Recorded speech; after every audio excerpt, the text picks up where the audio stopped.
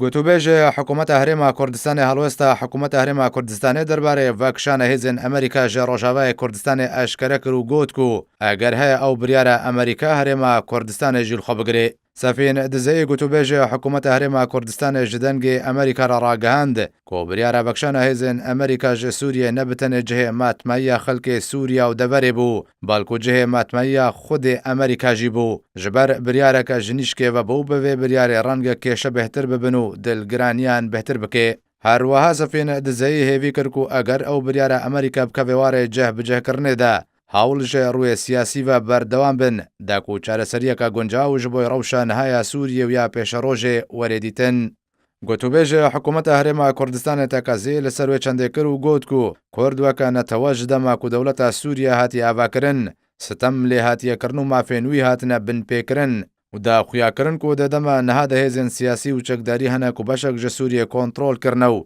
di heman demê de Tirkiye jî xeka Sûriyê kontrol kiriye û ev çend bûye cihê dilgiraniya aliyên navdewletî. Sefîn dizeyî got jî ku em bêhêvîne rewşa niha ku werê pêş nebête sedema duristbûna kêşe û giriftan ji bo xelkê sivîl ê Rojavayê Kurdistanê û teveya pêkhateyan Herêma Kurdistanê wê ji nêzik ve çavdêriya rewşê bike. Di berdewamiya gotina xwe de ji bo dengê Amerîka Sefîn dizeyî got jî ku eger rewşa Rojavayê Kurdistanê têk biçe wî demî penaberên Kurd wê bêhtir rû li Herêma Kurdistanê bikin ku di dema niha de jî bêhtir ji 270,000 penaberê Kurdê Rojavayê Kurdistanê li Herêma Kurdistanê heye.